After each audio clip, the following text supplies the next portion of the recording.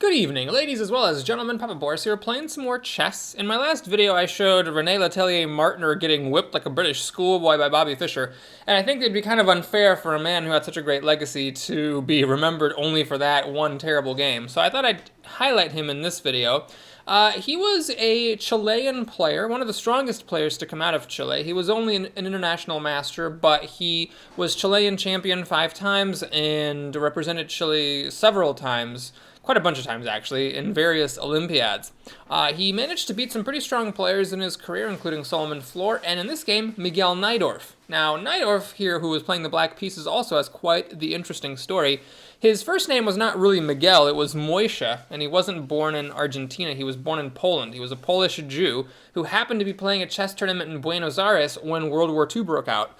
So then he did some numbers and figured that it was probably better to stay in Argentina than go back and get murdered by Nazis. So he did that, and it's kind of a very touching and heartwarming story until you get to the part where the rest of his family, who did stay in Poland, were all in fact murdered by Nazis. So that's kind of sad. But anyway, here he is in 1954 playing black against René Martner, and the game kicks off with d4. After knight to f6, we have some developing moves, and in fact, the regular old variation of the King's Indian, which you may recognize as the exact same opening that Martner played against Fischer. Now, what's really interesting is that Fischer castled, if you recall, and then Martner played e5, which is a mistake in the opening.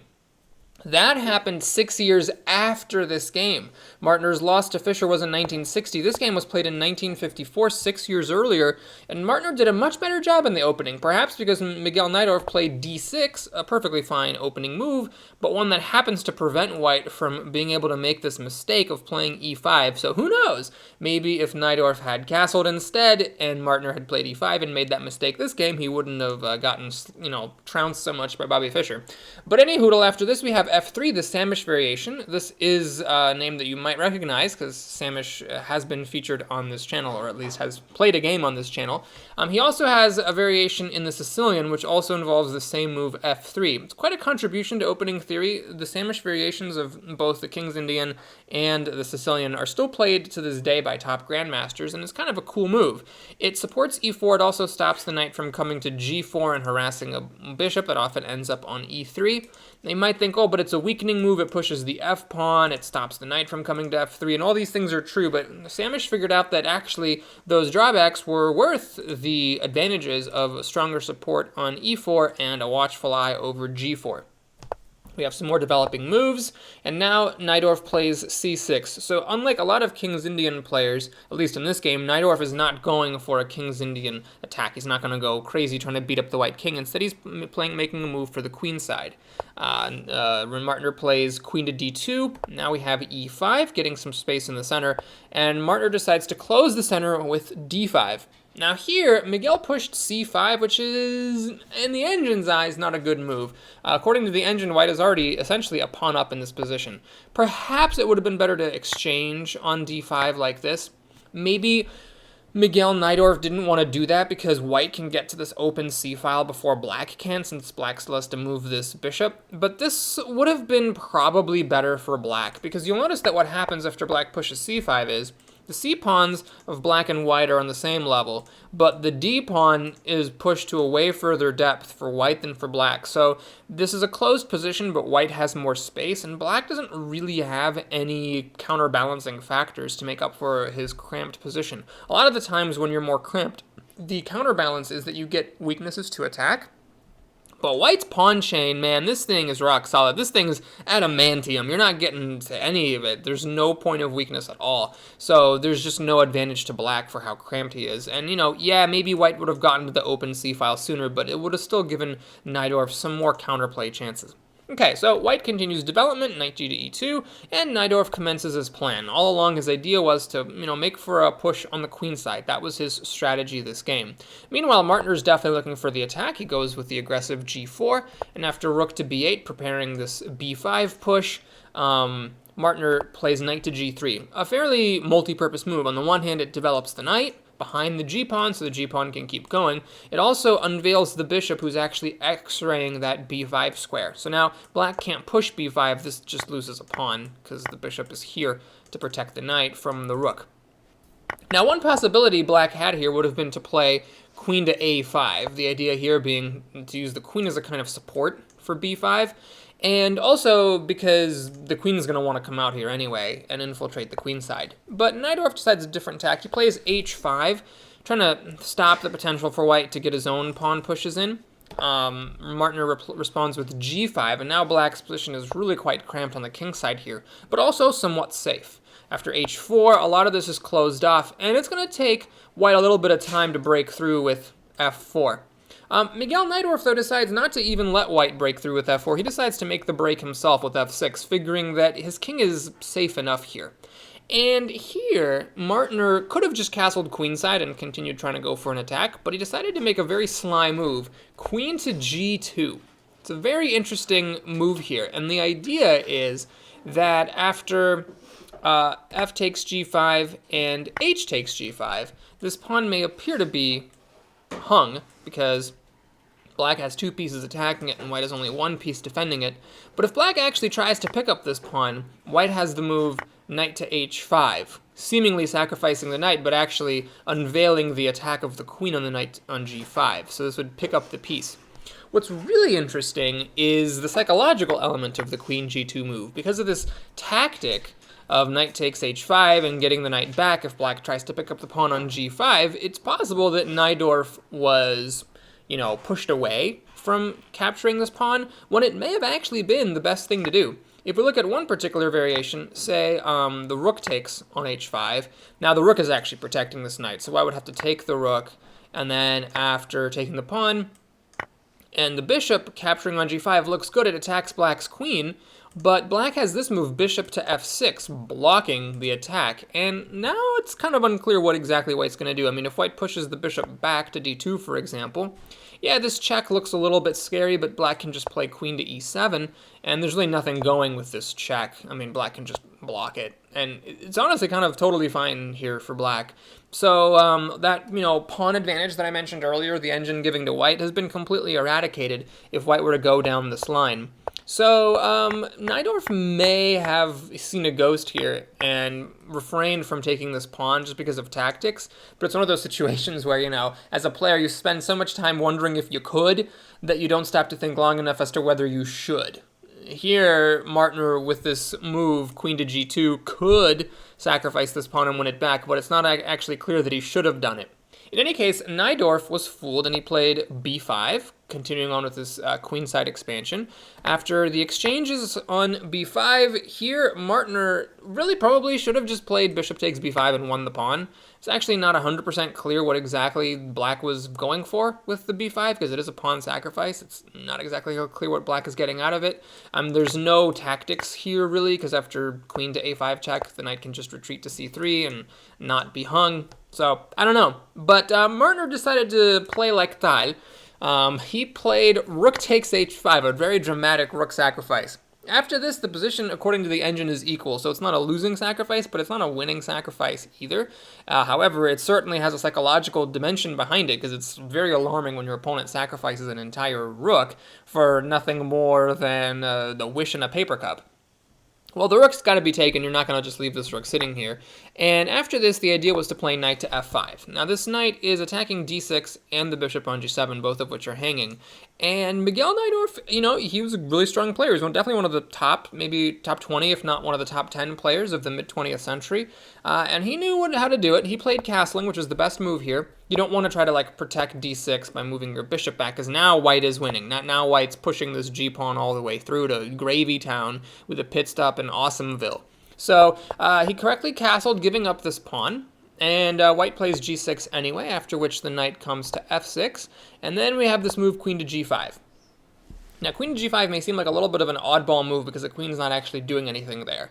And I am not a mind reader, okay? I don't know what Martner was thinking, but I suspect, because of queen g5 and a couple other moves that Martner made in this game, that he had at this point, maybe even earlier than this point, a very deep attacking idea. It's really difficult to see how white can get at black's king. And yet, you may notice that if this bishop were to come to h3, and then come to e6 and give check from this square, the black king would be driven to h8, where he would essentially be trapped. Now, how can you take advantage of the black king being trapped on h8? Well, If the king's on h8 and you manage to get this rook over here and take this pawn, then you're actually going to mate the black king, because after the knight takes the rook, let me clear all the arrows out, the queen would recapture the knight, and with the bishop guarding the g8 square, the king on h8 would be pinned and mated. This pawn is really helping out with that. There's no like blocking the check on h7 or anything. Again, I don't know for an absolute fact that this is what Martner was going for, but queen to g5, which attacks this pawn, lets the bishop get through to h3, and doesn't seem to do anything else, suggests to me that that was the idea that Martner had. The thing is, this is not a weak winning line of attack, because it's going to take a lot of moves. 1, 2, and then the king has to move, or castle, 3, the rook has to come over, 4, 5 moves that white has to make before any of this happens. And in chess, 5 moves is, kind of an eternity. It's a long time. And black is, got this really open queen side with these dangerous pawns and this rook that's ready to roll, the queen that's springing in. It may not necessarily be possible for white to do all these things that are necessary to get this, rook sack on h5 to happen, which would be actually, for the second time, this game. However, I believe that's what Martner was going for, and I'm not sure if Miguel Najdorf saw it or not, but he played c4. This is a slightly inexact move, because if his intention, as you'll see, was to play both c4 and b4, and if he had played b4 first, that would have come with tempo on this knight. But instead, after c4, white can take on d6, and then when you play b4, the d6 pawn is already dropped, whereas if you'd played b4 first, made this knight move, then maybe you could have done something about d6. Also, the move order allows white to jump in with a knight to b5, because although the bishop has been blocked from protecting the square by the c4 pawn, the knight on d6 is here to protect it. However, after Martner played knight to b5, his opponent, Miguel Najdorf, actually had a chance to win kind of on the spot. He could have played queen to a5, and what's interesting about this move is it actually attacks this knight, because now the rook is threatening to take the knight. After the knight takes it back, the queen takes the knight back, and black now actually has won 2 knights for a rook, which is material advantage, because 2 minor pieces are worth more than a rook. And there's no way to protect this knight. Notice that all the squares the knight could retreat to are covered by pawns. White really only has 2 options. One is to take on c4 and protect the knight this way, but then after bishop to a6, there's really just no getting away with it here. Like, say if the knight tries to jump to a7, where it's protected by the bishop, now black can play b3 with a discovered check by the queen. And if white were to, say, block the check with the bishop to attack the queen, black can play queen to c5. Now, white's position is completely precarious. This knight's hanging, this bishop's hanging. Let's say you try to take the bishop, then black takes the knight. Now, this bishop is still hanging, this pawn is about to crash through, the rook's about to crash through. It's just not a good time for black. The other issue, too, with this whole thing is that if white does play bishop to c4, he's giving up on this, potential plan to play bishop to h3 and then bishop to e6 and try to get a mate to happen. But you can see how quickly black can act, and white doesn't have all the time in the universe to do these bishop and rook maneuvers to get to the h5 pawn. If white tries to go knight a7 to begin with, where it's protected by the bishop, then black again can play b3 check, and now if the bishop blocks, then of course you just, take the knight, and if the king moves, let's say to f2 or something, it's kind of difficult. Now the knight can come into g4 with check because the rook's pinning this pawn. If the king tries to move to e2, then black can just take here, and the rook is threatening to capture this pawn with check, and this pawn's about to queen. This game really shows the value of having advanced pawns. These connected pawns here on b4 and c4 are really strong, and in some variations give black a lot of opportunities. Well, luckily for Mr. Martner, Miguel Najdorf didn't see this queen to a5 move, which I don't blame him for. It's really difficult to tell when you're on the defensive side, when your king looks a little bit scared with this pawn and this white queen looming over him. You don't exactly know when you're able to just ignore things and make some kind of a move like queen to a5 attacking a piece, and when you have to go for the defense. Miguel Najdorf tried c3, which is leading to an equal position. Here, Martner saw his chance and decided to go for it. He took the pawn first of all, and then played bishop to h3, getting ready to move the bishop in here and drive the black king to h8. And at this point, black is still actually winning. The move that Miguel Najdorf needed to find here was knight to c5, a rather clever tactical shot. It allows white to capture the knight, but then it unveils, because the knight is moved, black's attack on the h3 bishop, which is also hanging. And so now, what exactly do you do as white to continue the game? Right now, black is up a whole rook. If you try, for example, to move this knight to like unleash an attack on the rook on f8, for example, if you try something like knight to f5, well, then at this point, black can just, gobble up your knight on b5, and if you take the rook, then black can recapture your piece, and white doesn't have any kind of a winning attack here, and black's just up like a ridiculous amount of material, 2 whole minor pieces. Because remember, this all began when white sacrificed a whole rook. So white can't afford to just like win the exchange or something, because if he doesn't get a winning attack out of it, he's just going to be down material.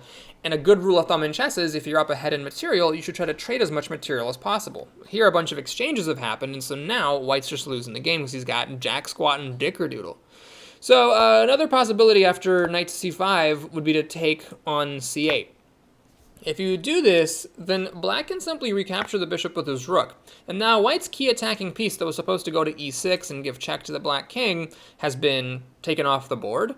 Black is still up a whole rook, and white doesn't really actually have any kind of an attack here. Like if white tries to, I don't know, hop in aggressively with knight to f7, black can honestly just ignore it and play queen to a5. It's attacking the knight, it's threatening to push this pawn with a discovered check. There's just nothing going on here. White's like the opposite of Stacy's mom. He's got nothing going on.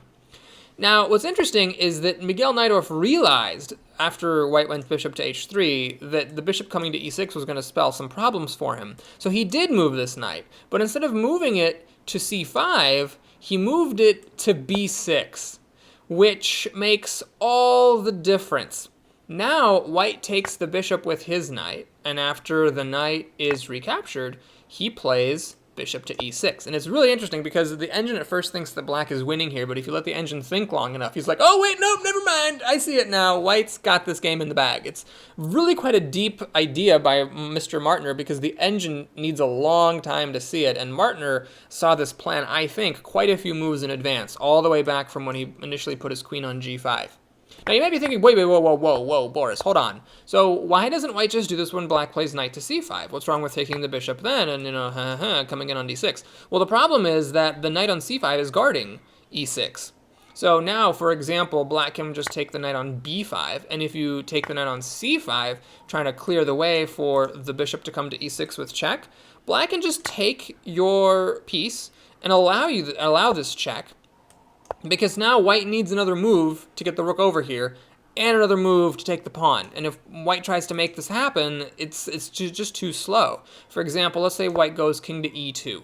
All right, black plays queen to a5, and after the rook comes to h1, the queen's coming in here, and it's all over. What's going to happen is the queen is going to snake over here with a bunch of checks, and eventually gobble up this f3 pawn, protecting the h5 square. And if you try to like move towards the queen, you end up just like losing your rook on h1. So the white king has to stay over here in this area while the black queen snakes over and then gobbles the pawn on f3. In fact, here it's saying it's a mate in f7 with black to win. So that's why it's really, really important to put the knight on c5 instead of on b6, because on c5, white has to spend one extra move taking it. Whereas on b6, not only does white, whoops, that's not the move, not only does white not need to capture the knight in order for the e6 square to be open, but rather annoyingly, this knight is actually blocking the rook's sight of the knight on b5, so this knight can't be taken. So now, after black makes some move like knight to c8, white gets in there with bishop to e6 check. Note that there's no blocking this with the rook or anything like that. This is just losing after g takes f7, and if you try to block the pawn, then this other bishop gets in there and you're completely screwed. You have to give up your queen, basically.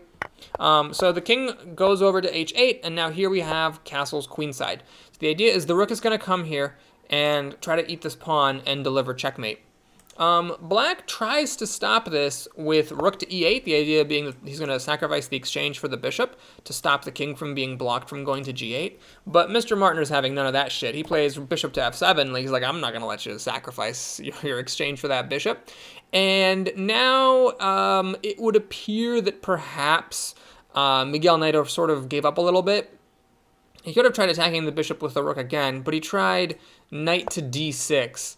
And the problem here is that now white just plays rook to h1, and there's no point in taking this bishop because then the pawn recaptures and the king is still blocked from getting to g8. So he played knight to g8, but that actually loses even faster because now after the rook sacrifices, well, it's not a sacrifice, actually, it's just a capture now because the knight's not protecting the rook, and you block the check. The last move of the game was g7, and it's just all over. The king's going to move to h7, and then white has checkmate on g6. So in this position, Miguel Najdorf resigned. Quite a wet and wild game. Definitely not a game of crystalline attacking perfection. In fact, the next game I'm going to show you is a game in which, I'm not going to say who it was, but the attacker played an absolutely perfect game. It was one of the most perfect attacking games of chess I've ever seen. Everything was just magical about it. This game wasn't like that, but still really enjoyable. I hope that you found it fun, and I'll see you again soon with some more chess. Take care, everybody.